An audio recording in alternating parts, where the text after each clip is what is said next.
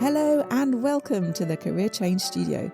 This is the place to design and create a new working life so that you can live the way that you want and need in your next chapter. I'm Dana Stevens, certified career change coach, and I'm here to help you work out your next career move. I'm going to inspire you to think about this transition in brand new ways so that you can think differently about yourself and what's possible for you. You'll also learn how to build up your belief and self-confidence so that you can finally start taking action. This is about so much more than just getting another job. This is about changing the way you live your life for the better. Hello and Happy New Year.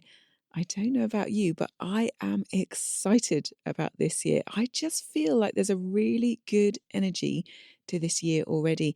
And I've spent the last couple of days mapping out my goals for this year. So I thought I would share a really simple goal setting process with you and also try and encourage you to set fun, exciting, and inspiring goals so that you are really fired up by them this year. More on how to do that in a moment. But one of the reasons I'm already feeling so inspired is that I'm going to be launching something new in my business next week. And I can't wait for you to hear all about it, as I know it's going to be so valuable. And it's actually happening because of one of the goals that I set myself for last year. So I know how powerful and helpful goal setting really can be. And honestly, lots of the changes I've made in my life, lots of the progress I've had in my business have been because I've set myself goals that feel exciting and motivating. And this year, I know that this new thing I'm going to launch is going to help me to coach and help even more people in 2026 to change their careers so that they can change how they're living and be much happier and fulfilled. So how could I not be excited about that? Now, I will explain more in next week's podcast about what's new. And I'm not just being sort of deliberately coy, but the reason I want to wait until next week is because I'm actually going to launch the new thing that I'm offering after my new masterclass that I'm doing on Monday. So if you join me live for my masterclass on Monday, the 12th of January, this is in 2026, you'll be the first to hear about it. And if you're listening to this in the release week, you can just click on the link in the show notes to join me for the class called From Stuck to Sure: How to Make Confident Career Decisions in 2026. And it's going to be focused on how you can make decisions, how you can decide what to do next and really feel good about those decisions. And I know that making decisions feels really hard. And loads of people ask me, how do I know what's the right thing to do? How do I decide what to do next? And that's what I'm going to be sharing in the masterclass next week. So like I said, you can sign up using the link in my show notes, or you can go to my website. That's danastevens.com, danastevens.com/decide, DECIDE 2026. If you're listening to this at a later date, then you can find out in the next episode what is new. And if you like the sound of that masterclass but you've missed it, keep an eye on my Instagram to find out about upcoming masterclasses.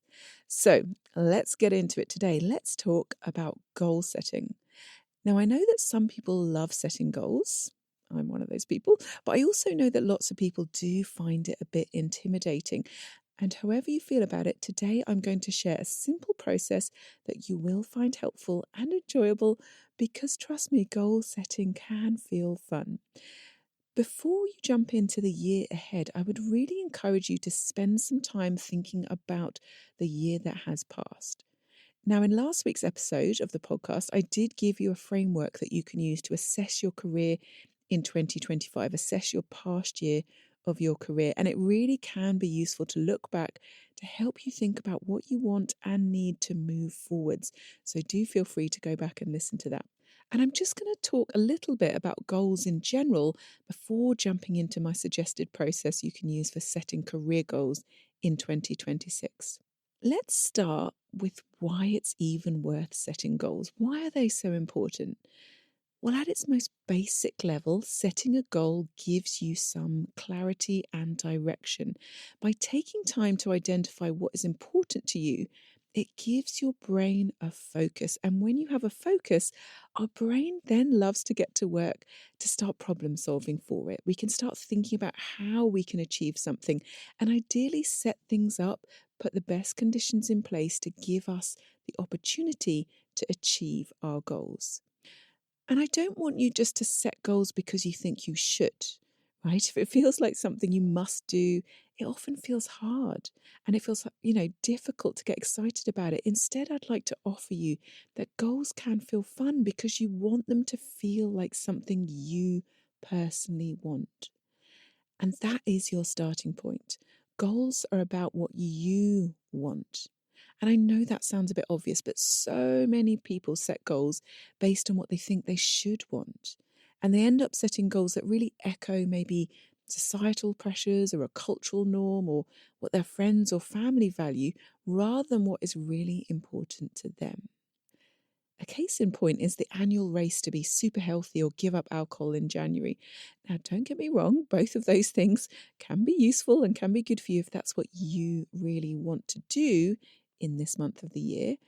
But this is what I want you to stop and ask yourself. What do you really want to focus on in 2026? Start with how you want to feel. Now, if your main aim for 2026 is to feel healthier, great. Then those goals might feel great to you. But maybe you actually want to feel more connected this year, or more confident, or more adventurous.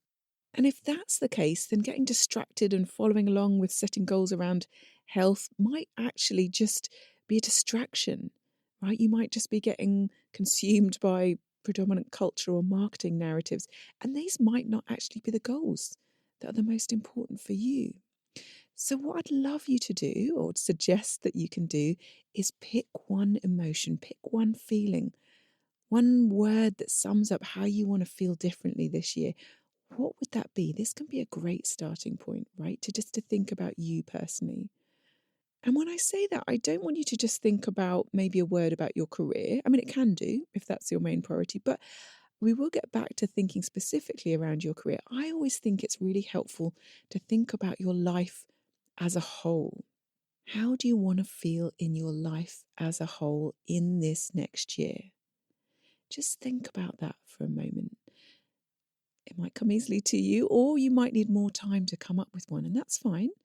Just know that you can take your time, do it after this. You don't have to do it now. But when you've thought of how you want to feel in the whole of your life in the next year, I want you to think about what that really means for you, right? What that emotion, what that feeling really means to you. You can write this down because the reality is that feeling joyful or richer or challenged or whatever your word might be, it actually means different things to different people. And if you can think about what it means for your life in the next chapter, it's really going to help you to get really specific. The more that you can connect with how you want to be feeling next year, it's going to help you to set more detailed goals. We want to shift from vague thoughts to really specific ideas about what you actually want. This is the point of setting goals, because if we don't get intentional about what we want, we tend to just get carried along by the current, thrown around by whatever storms are happening in our lives, pushed along by the strengths of other people's desires. And you end up being reactive.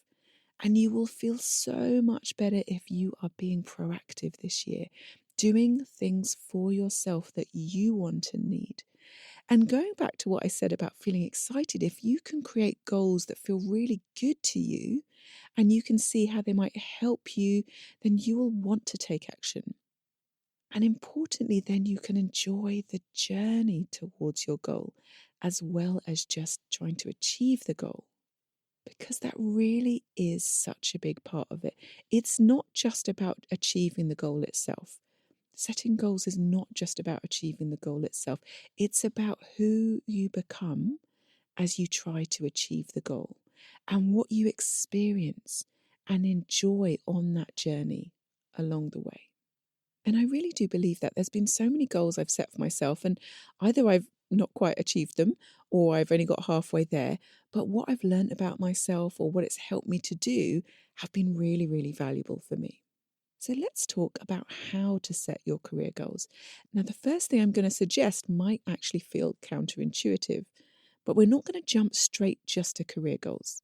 What we're going to do first is set goals for the whole of our life. We're going to focus on all the different areas of our life first before we set our career goals. Why? Well, if you know anything about the way I work with clients, I take them through my proven process, which is called the Life First Career Method. And this is all about how important it is to think holistically about the life that you want to be creating. What is important to you now at this stage and age of your life? And then thinking about how you want work to fit into this wider picture. For so many of us, we start our careers putting work first and then trying to fit our life in around the edges. And there typically becomes a point where this no longer works for us. Maybe because your life has changed, maybe because you have kids now or parents to care for, or you need to prioritize your physical health or mental health, or you just no longer want your work to be taking up so much space in your life. So to create a life first career, we want to be creating life first career goals. And so we're going to set our career goals at the end of the process. And instead, we're going to start with health, because this is the main foundation for you to be able to be happy, fulfilled, and doing well in your career. So I'm going to give you some things to focus on, and you can either write them down or just think about this, whatever works best for you. But starting with your physical health or mental health, or both if they work in one bucket, I want you to think about what is working currently with your health. What is working currently? Now, our natural tendency is to go to what's not working, which is why I'm very deliberately asking you to try and focus first on what is working with your health. Then you can think about, what do you want to change? This might be multiple things, it might just be one thing. It's up to you how many you write down. Right? So what is working with your health? What do you want to change? And then you're going to pick one thing, one goal as your marker for change. Next, you're going to do this in other areas of your life as well. So you can pick relationships. These can be with friends or family or a partner, but thinking about your relationships, what is currently working? Right? Think about that or write it down. What is currently working and what do you want to change? Again, this can be multiple things. And then you're going to pick one thing. Out of all the things that you want to change, what is going to be one marker of change that you are going to focus on in the coming year? Then after relationships, I want you to think about your personal life, your non-working time. However you define that, right?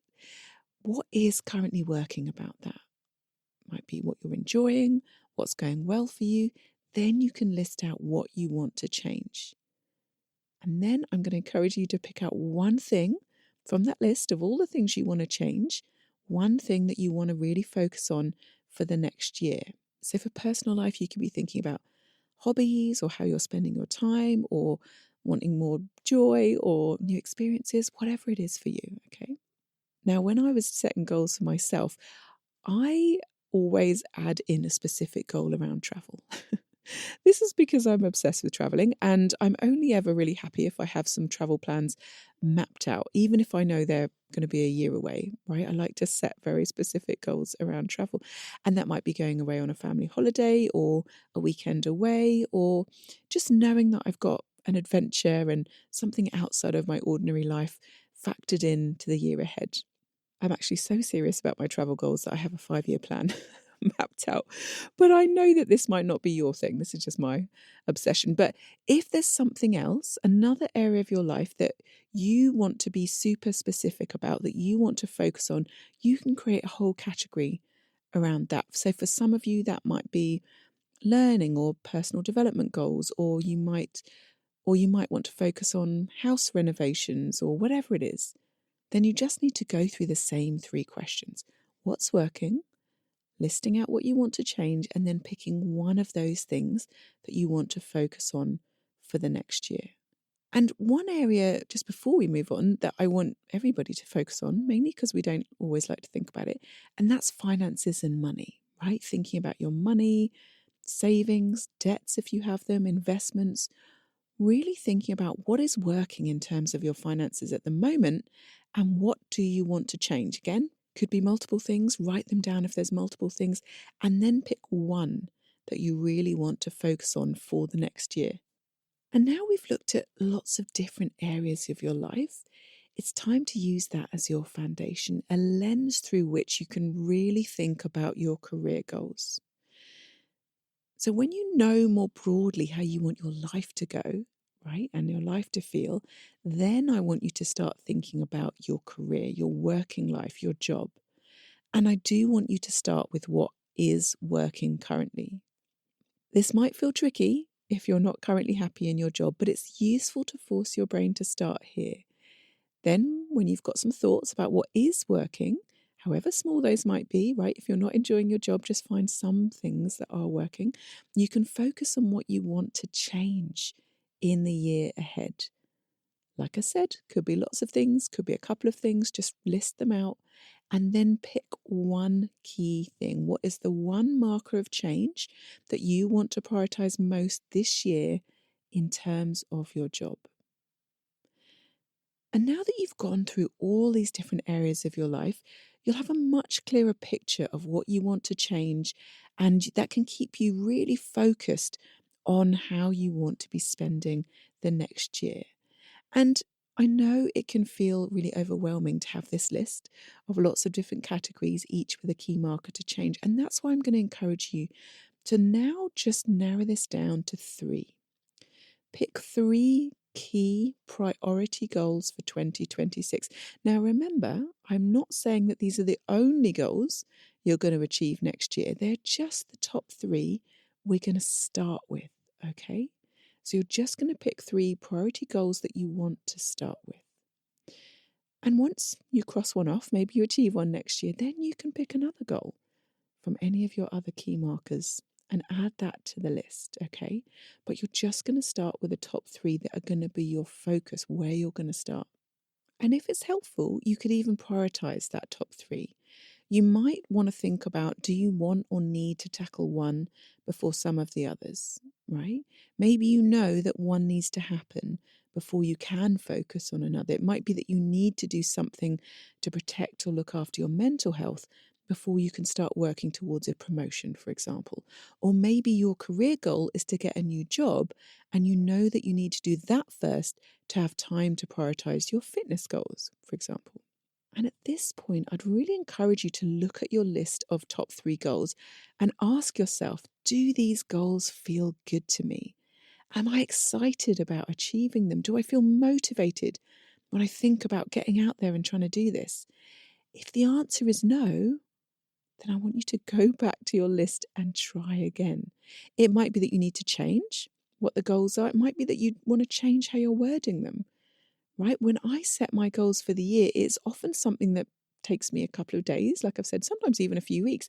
And I write down some versions and I sit with them for a while, see how I feel about them. And then I typically go back to them later, see if I can rewrite them a little bit, make them sound a bit more fun or a bit more motivating. Like I said, sometimes that's about adjusting the goal a little bit, and sometimes it's about adjusting the language about it, right? And remember that this is the point. We're creating goals to not just give us direction, but to inspire us, to fire us up and help us enjoy the journey of the next year ahead. These are for us, okay?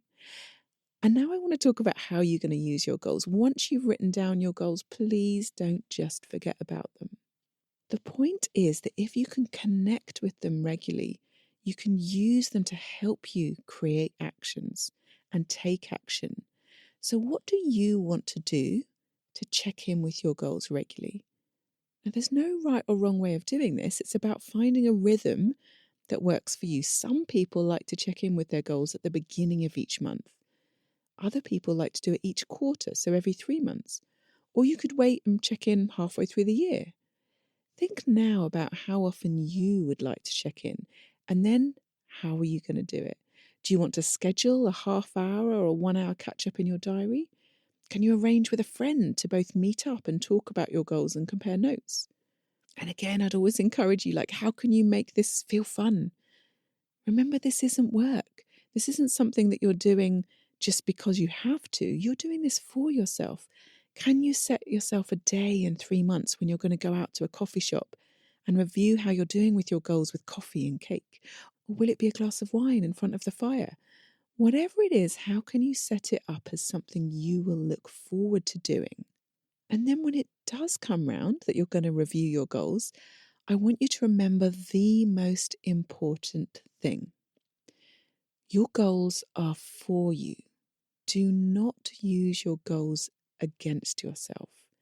This isn't an opportunity to berate yourself or focus on beating yourself up. This is an opportunity to get curious. Find out what has worked. And if you're on the way to achieving your goals, then keep doing more of that. And if you're not on track to achieving your goals, just ask yourself why. What has come up? Has something changed? Do you need to try something different? We don't have to blame ourselves and feel bad and go down this sort of negative hole about it. We can just ask ourselves what's got in the way, and we can also amend our goals at any time. We can extend the timelines or give ourselves more grace, right? If you've set yourself a goal of getting a new job in the next 6 months, and then it actually takes you 8 or 9 months, are you really going to be that annoyed? No, probably not. Chances are you won't be. You'll be happy you did all the actions you could to make it happen. And maybe that initial 6-month time limit was the thing that kept you focused and motivated. So putting a 6-month time limit on it was a positive thing. And it's fine if it took you 8 months, really. So we've got to remember that, right? We don't have to beat ourselves up if we don't hit our goals exactly. We can give ourselves extensions. We can change the parameters. Whatever we want to do to keep ourselves moving forward. Maybe your goal is getting a 5K pay rise this year, right? And maybe you do everything you can to make it happen. You take lots of steps at work to prove you're worth it. You have lots of constructive conversations with your boss, and you end up with a 4K pay rise. Are you going to be beating yourself up about that? No, right? You can look at all you've learned, all the skills you've developed, so that next time you can keep working to achieve an even bigger pay rise, right? Your goals are never wasted if you're always appreciating what you're learning and enjoying the experience of who you're becoming in pursuit of your goals.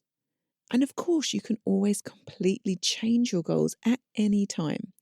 If they start to feel like a burden and are making you stressed, or if something in your life has changed and the goal no longer feels viable, that's okay. Remember, your goals are for you, no one else, right? So take some time to start setting out your top 3 goals. Do they feel exciting? Do they feel motivating? Are you feeling fired up by them? And if you want to share your goals with me, by all means do it. Sometimes having that accountability can be really helpful. So by the end of January, you can just DM me on Instagram and send me your goals so that you've done them. Just remember, this is for you, okay? That's almost it for this week. I just want to remind you that if you are listening to this in real time in January 2026, don't forget to come along to my free masterclass online next week on Monday, the 12th of January. And I'll be sharing how you can be more decisive so that you can make those career choices that feel right to you. And you can sign up using the link in my show notes or go to my website, danastevens.com/decide 2026. And make sure you listen to next week's episode when you're going to hear all about the brand new exciting thing that I've got for 2026 to help you change careers. Until then, bye for now.